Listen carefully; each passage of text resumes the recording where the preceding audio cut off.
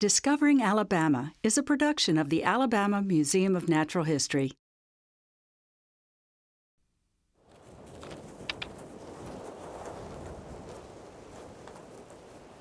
Do you believe in magic? Well, listen. Some folks would say that's the sound of magic in the air. The sweet song of a southern tree with a magical potion to soothe a fitful soul. And the strength to power mighty ships forward at sea. This mystic creature can stand defiant in the face of raging fire, yet its essence is often used for starting fires. Hi, I'm Doug Phillips. Welcome to an especially enchanted forest in the wilds of Alabama. Join me for a journey into the magical world of the southern longleaf pine.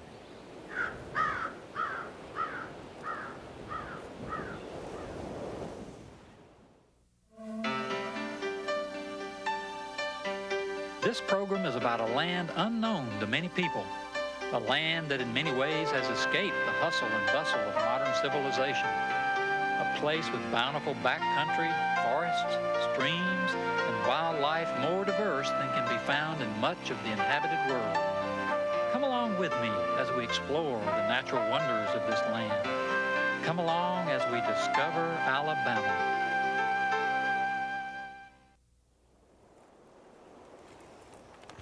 Welcome to Discovering Alabama, and welcome to an enchanted forest, the longleaf pine forest. Many critters call this enchanted forest home. Some critters are well known, some maybe not so well known. Even less well known are some of the rare and exotic plants that thrive under the protective canopy of the longleaf.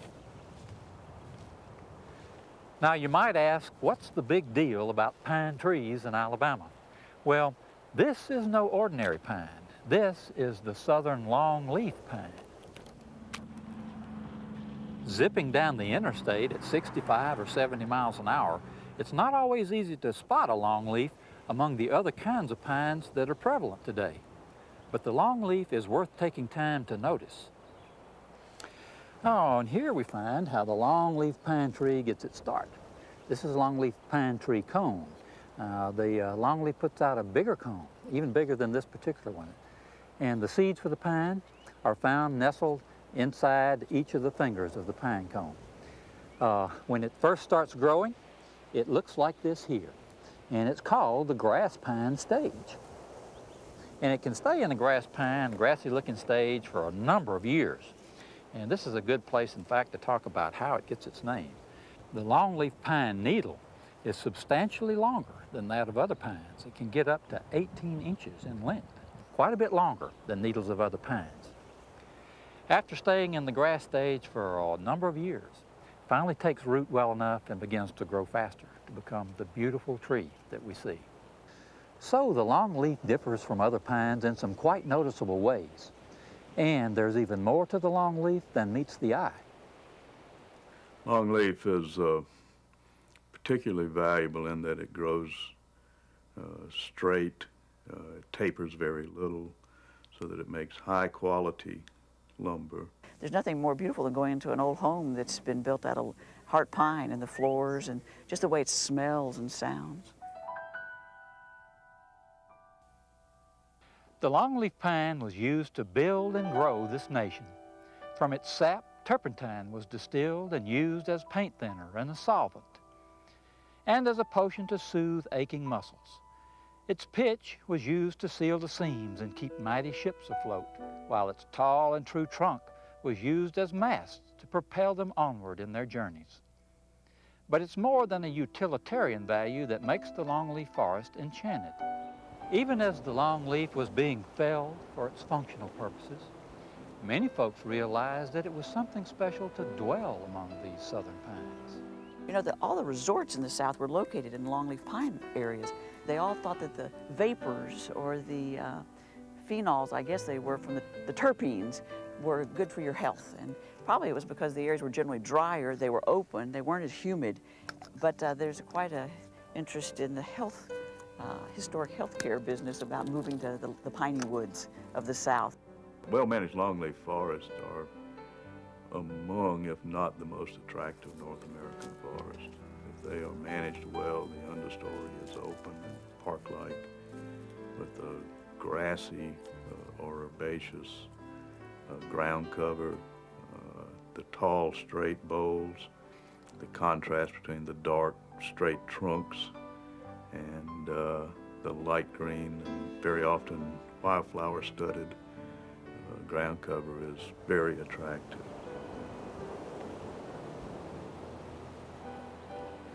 Many of the early communities here in Alabama were mill towns, towns created expressly to harvest the southern longleaf pine. Others moved to the piney woods for the sheer beauty of the place.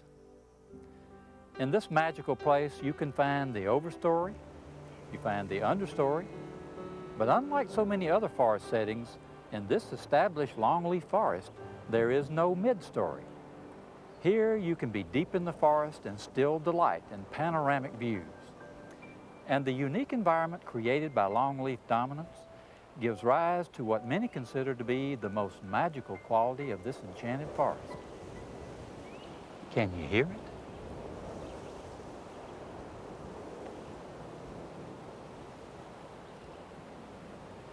Because there are few deciduous trees with leaves to rustle, here the full flow of the wind strums the high, uniquely tuned needles of the longleaf and plays a music enjoyed nowhere else. Here in this enchanted forest, the music is all around you. Different folks sometimes hear it a bit differently. Some describe it as a whistle. Some define it as a siren song. Others hear a soothing melody. Others hear wind chimes, millions of tiny green wind chimes. The sounds of the longleaf were the musical score for much of the drama of early settlement in the South. When the pioneers moved into the Southeast, the longleaf forest was dominant over a great part of the region.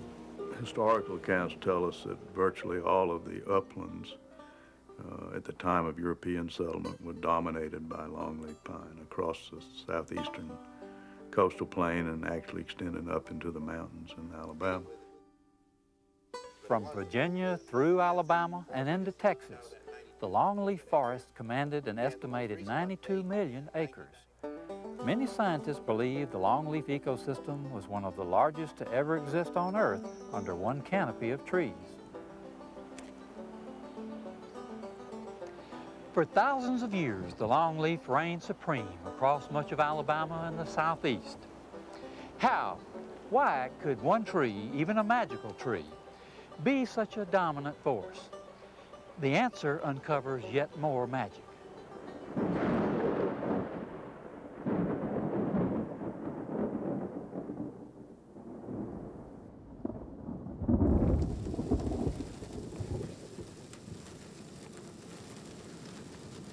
Fire is a natural part of the environment, particularly in the South.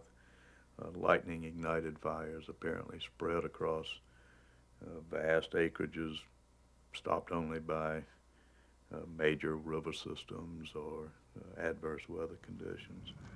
And we know Native Americans use fire to attract game when the vegetation responded, or just to open the forest or to reduce insect pests. In the process, we now know that it makes possible a lot of the components of the longleaf system, like pitcher plants or gopher tortoises. The southern pinelands need fire. The role of fire in a pine ecosystem is required for it to establish seed, for it to grow, for it to thrive.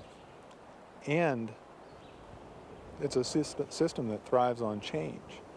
It makes the area more robust, more vibrant to change. You wind up with incredible diversity. This stand of longleaf was managed with the use of prescribed burn just a few months ago. You can see, for example, right here how the needles at the top of this young pine have surrounded and protected the living crown of the pine. And the same is true with the young pines that are even closer to the ground out here.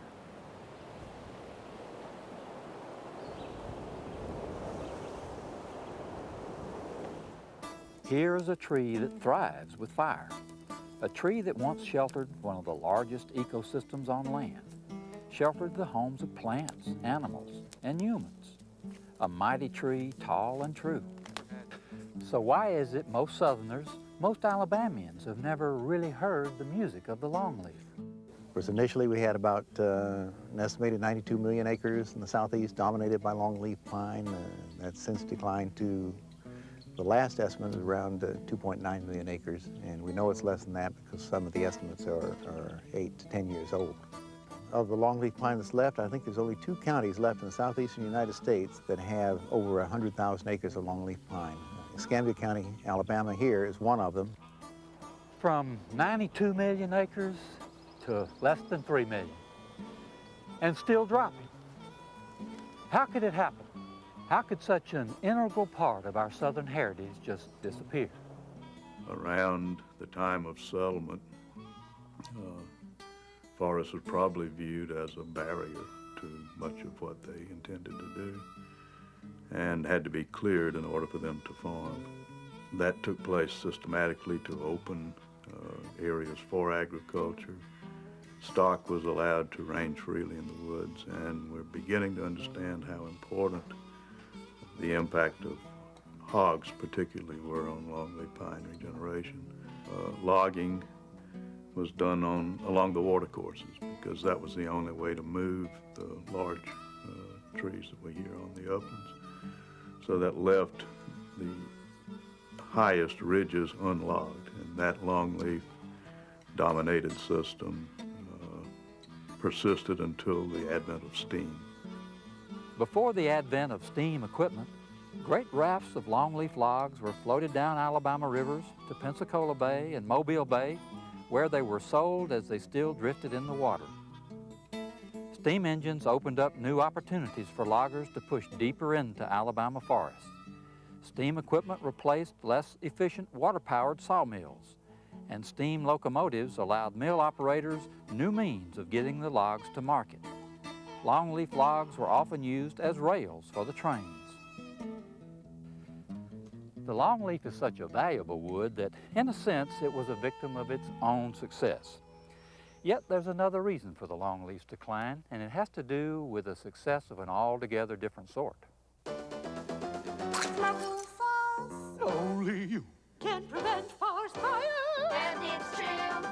We know we can count on you to do what Smoky says. It's a situation where that our own Smokey the Bear has probably been one of the worst culprits that we've had in allowing some of these ecosystems to either disappear or really degenerate to the point that they no longer look like what they did originally. Smoky says. Only you can prevent forest fires.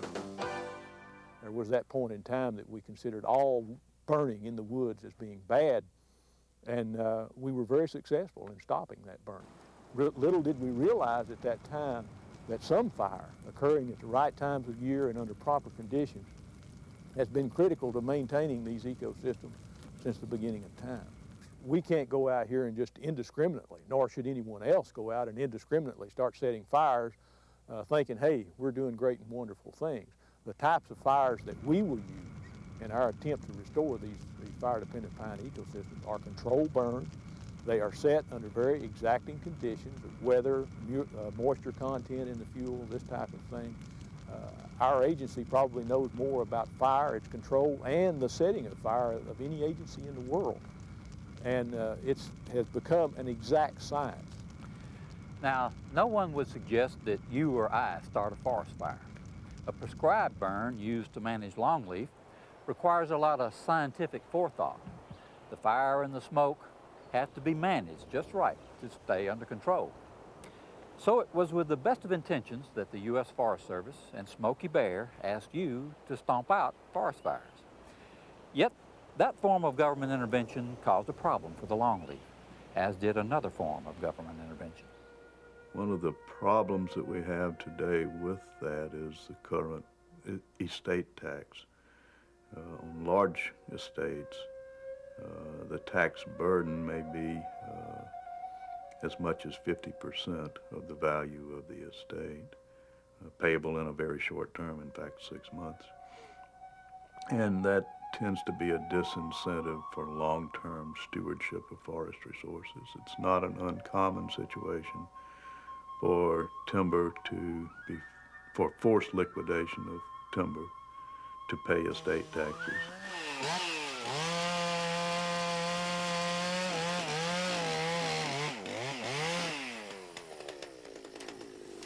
Once healthy longleaf forests have been felled to pay taxes or for any other reason, it's unlikely that such lands will ever see longleaf again.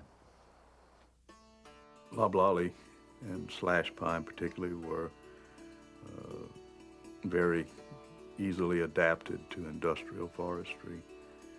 A great deal of time and effort was spent in making them grow faster and more disease resistant. They became the species of choice for industry.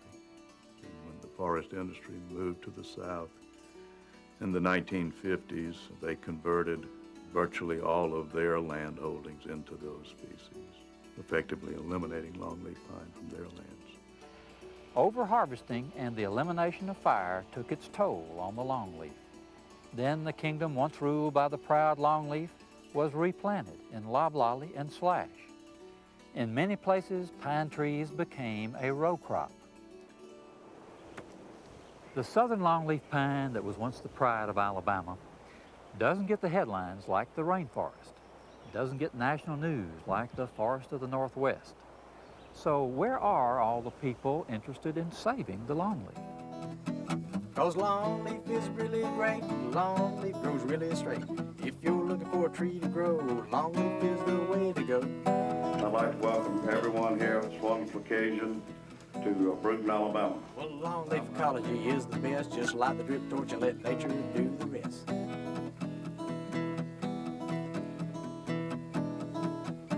Go for tortoise, go for frog. If you want wildlife, longleaf's got it all. The Longleaf Alliance is an organization that was formed to promote the ecological and economic values of longleaf pine ecosystems.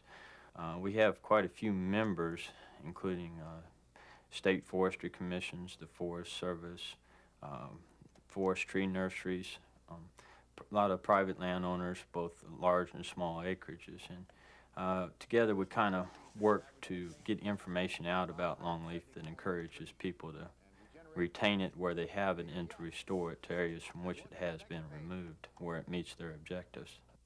Groups like the Longleaf Alliance, seeking to restore the longleaf, are taking a pragmatic approach, promoting the ecological and economic values of longleaf pine ecosystems. Modern endeavors like the Longleaf Alliance owe much of what they know to another public-private alliance, an alliance that can be traced back to 1947 and to a remarkable stand of longleaf in Escambia County, Alabama. On April 1st, 1947, the T.R. Miller Mill Company of Brewton provided 3,000 acres of prime longleaf to the Forest Service through a 99-year lease. Thomas C. Croker. It was he who negotiated the 99-year alliance with the T.R. Miller Company. They had a lot of peculiarities that were no good, and I changed some of the ideas. But, you know, had experiments to show that it could be done in other ways. The Escambia Experimental Forest has been critical to our modern understanding of longleaf management, especially as it relates to the use of prescribed burning. In 1997, the Escambia Experimental Forest celebrated its 50th anniversary.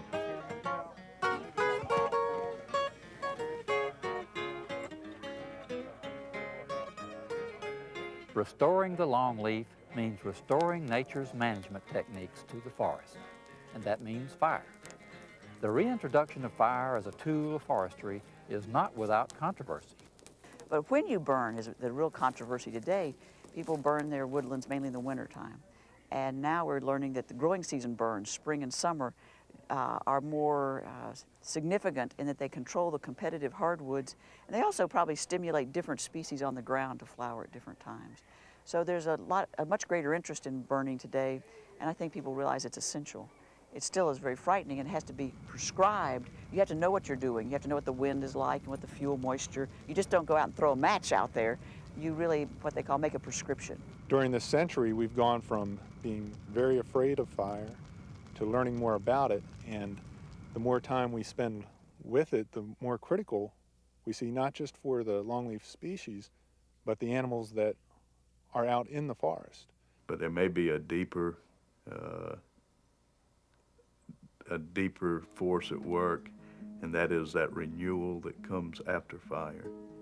That is one of the most satisfying things about what I do for a living, is to see that regrowth after fire.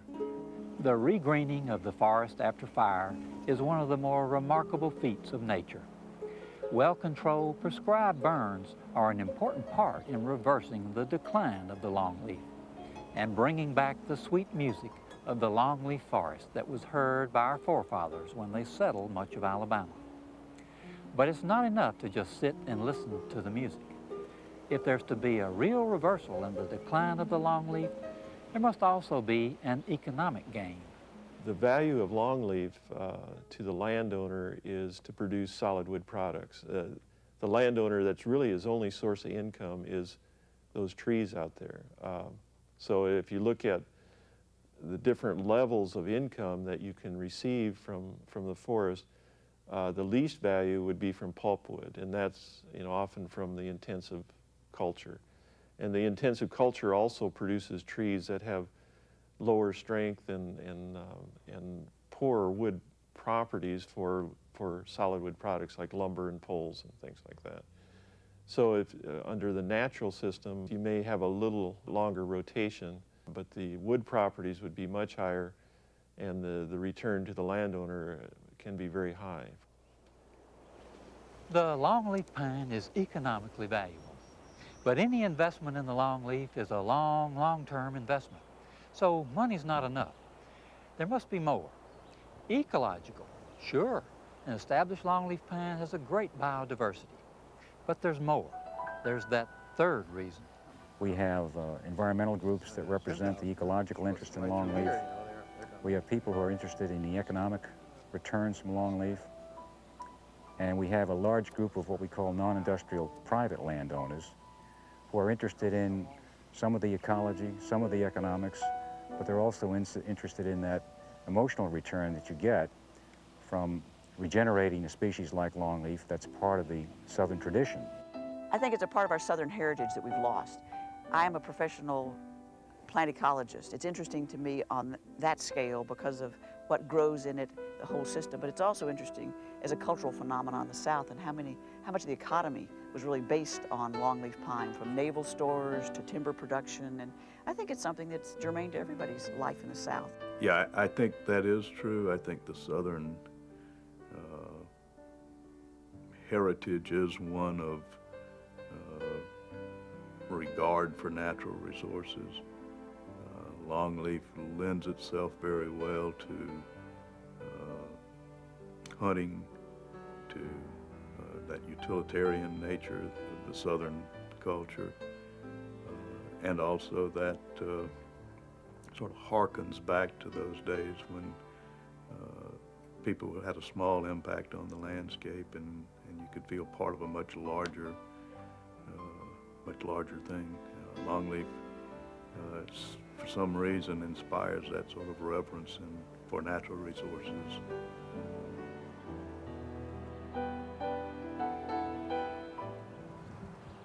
Everybody has their reason for a fascination with this enchanted forest. You'll find your own if you haven't already. My reason? Well, my buddy and I just like to walk and listen. Come on.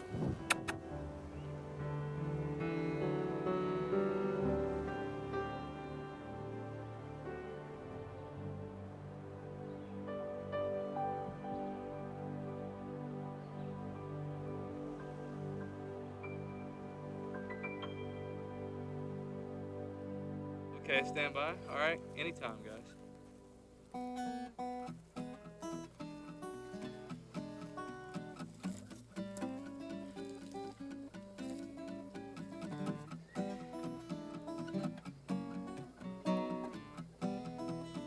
Way down in the Southland in old Alabama, there's one tree that reigns supreme over the land.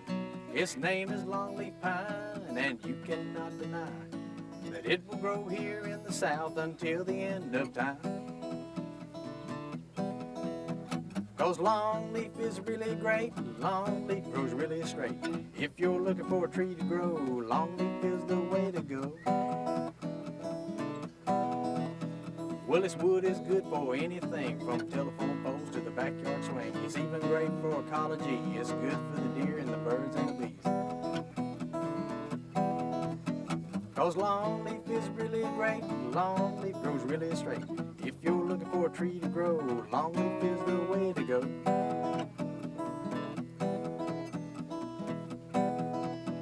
Well, longleaf ecology is the best. Just light the drip torch and let nature do the rest.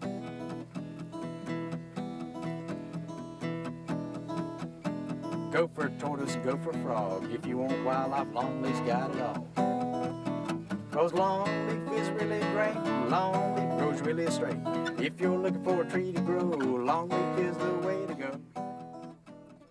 This program is supported by grants from the Alabama Department of Conservation and Natural Resources, State Lands Division, the Alabama Wildlife Federation, working for wildlife since 1935, and Legacy, partners in environmental education.